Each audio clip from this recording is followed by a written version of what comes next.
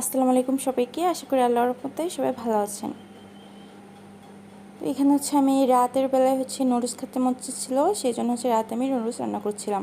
নুডলসের জন্য যা লাগে আমি তা অফ ক্যামেরাতে কেটে নিয়েছি। আলু, পেঁয়াজ, টমেটো, কাঁচামরিচ, এখানে আমি 3টা নুডলস রান্না করব।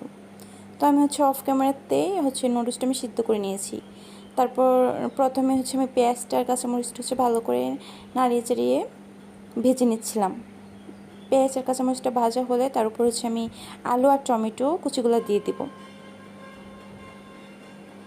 তো আলু টমেটো কুচি দেওয়ার পর আমি ভালো করে এটা নাড়িয়ে চাড়িয়ে নেব। তার উপর আমি পরিমাণ মতো লবণ আর মশলা দিয়ে নেব, নুডলসের মশলাটা। লবণটা আর আমি নুডলসের মশলাটা আমি ক্যামেরাতে নিতে মনে নাই। তারপর কিছুক্ষণ নাড়াচাড়ার পর আবার তার উপর আমি ডিমগুলো দিয়ে দিব। তো ডিম দেওয়ার পর আবার আমি ভালো করে নাড়াচাড়া করে নেব।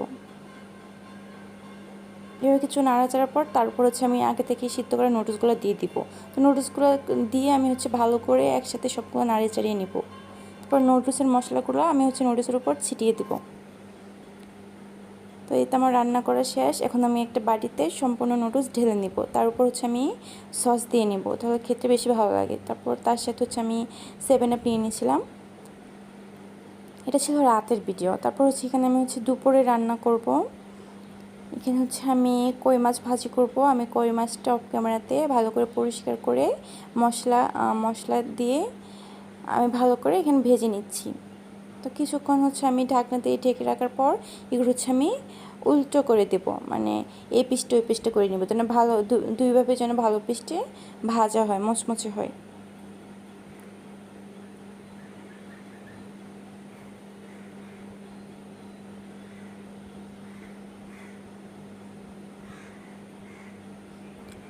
মাছগুলো হয়ে আসার পর আমি একটা বাটিতে মাছগুলো তুলে নেব, কারণ আমি ওই তেলটাতেই মাছ ভাজির জন্য পেঁয়াজটা ভেজে নেব।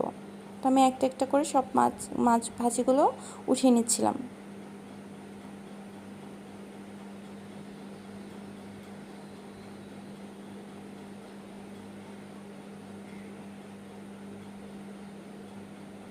এখন আমি পেঁয়াজ আর কাঁচামরিচটা দিয়ে দেব।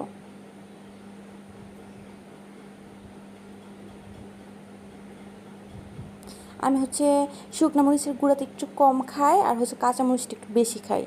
তারপর পেঁয়াজগুলোর উপরে মশলাগুলো দিয়ে ভালো করে ভেজে মাছটা উপরে দিয়ে দেব। এই তো আমার এভাবে মাছ ভাজিটা হয়ে আসছে।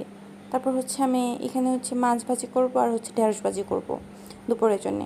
এখানে আমি ঢেঁড়সগুলো আগে থেকে কেটে রেখেছিলাম, পেঁয়াজ কাঁচামরিচ সবগুলো আগে থেকে কেটে রেখেছিলাম। এখন আমি এটা দিয়ে দিব কড়াইতে। ওই আমার দুপুরে রান্নাটা শেষ হয়ে আসছে। তারপর দেখি তাইফের আপু অফিস থেকে আসার সময় এখানে তাইফের জন্য লাল মিষ্টি আর আমার জন্য ওই যে স্পঞ্জ মিষ্টি এটা নিয়ে আসছে। তারপর সাথে দেখলাম আরেকটা আজব ফল নিয়ে আসছে। এটা আমি কোনো দিন খাই না। এখানে মানে কক্সবাজারের এটা বিখ্যাত ফল। এটি কী যেন বলে, ভর্তা ফল। মানে অনেকটা একদম সেম, অনেকটা না একদম সেম কাঁঠাল, মানে কাঁঠাল বড় হয় আর এটা ছোটো। মানে ওই যে আপনার একটু খেয়াল করলেই দেখতে পারবেন যে এটা একদম সেম কাঁঠালের মতো একটা ফল। মানে কিছু মিষ্টি লেগেছিলো আর কিছু টক লেগেছিলো। এই যে তারপর এখানে রাতে খেয়েছিলাম তরমুজ। এখানে তরমুজটা হাত থেকে পড়ে গিয়ে একটু ফেটে গেছিলো। তারপর এখানে আমি মাছ বরাবর কেটে এখন আমি এটা পিস পিস করে নিব। ছোটো করে কাটলে মানে ভালো করে খাওয়া যায়। তো আজকের ভিডিওটা এই পর্যন্তই। সবাই ভিডিওটা শেষ পর্যন্ত দেখবেন আর সবাই ভালো থাকবেন। আল্লাহ হাফেজ।